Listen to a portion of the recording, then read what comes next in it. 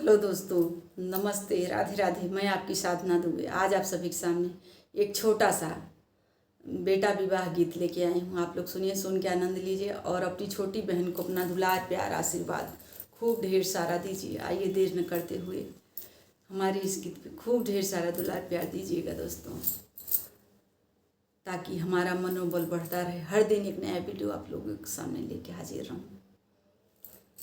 मोरे पीछवरवा सो पड़िया क पेड़वा सो पड़िया के पेड़वा रे अछन बिछन होई गई डार रे ललनवा।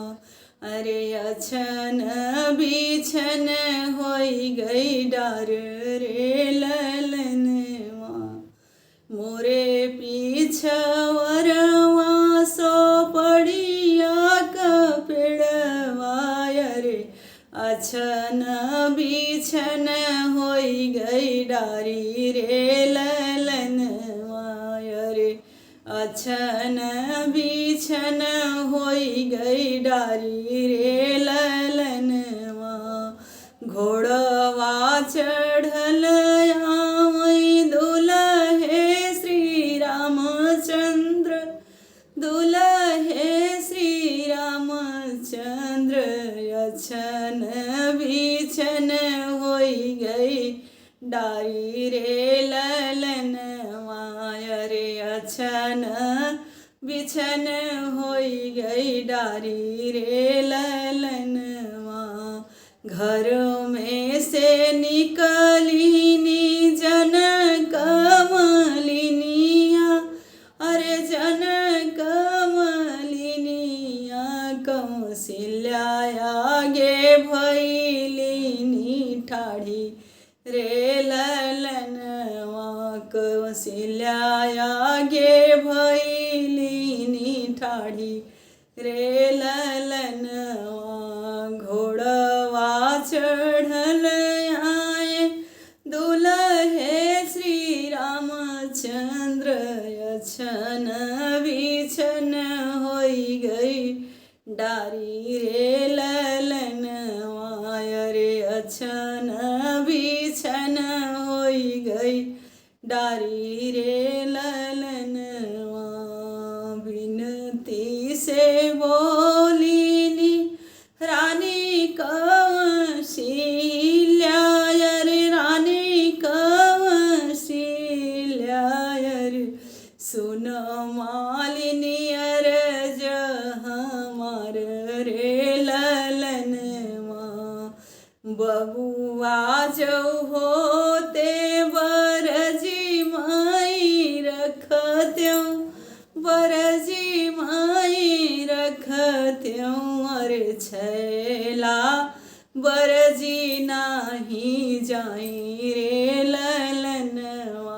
अरे छैला बरजी नाही जाई रे ललनवा। ललना जो होते बरजी के मई रखते छैला बरजी नाही जाई रे ललनवा। रे छैला बरजी नाही जाई रे ललनवा। मोरे पीछवरवा सो पड़िया क पेड़वा, सो पड़िया क पेड़वा। रे अछन बिछन होई गई डारी रे ललनवा। अछन बिछन होई गई डारी रे ललनवा। घोड़वा चढ़ल आवै दुल्हे श्री रामचंद्र। तोरी दिहे सो पड़िया क पेड़ रे ललनवा। रे तोरले सो पड़िया क पेड़ रे ललनवा। घर में से निकली जन कमलिनिया। चाची से अरजली है ठाढ़ी रे ललनवा। अरे चाची से अरजली है ठाढ़ी रे ललनवा। ललना जो होते बरजी के मई रखते हूँ, छैला बरजी नाही जाई रे ललनवा। अरे छैला बरजी नाही जाई रे ललनवा। मोरे पीछवर मार सोपड़िया को पेड़वा। अरे अछन बिछन होई गई डारी रे ललनवा। घर में से निकलिनी जन कमलिनी। अरे भाभी से अरजली है ठाढ़ी रे ललनवा। अरे भाभी से अरजली है ठाढ़ी रे ललनवा। ललना जो होते बरजी के मई रखते हूँ, छैला बरजी नाही जाई रे ललनवा।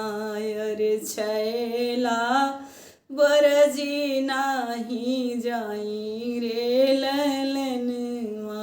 अरे छैला बरजी नाही जाई रे ललनवा। धन्यवाद दोस्तों। यह बेटा विवाह गीत आप लोगों को जैसा लगे कमेंट में ज़रूर बताइएगा।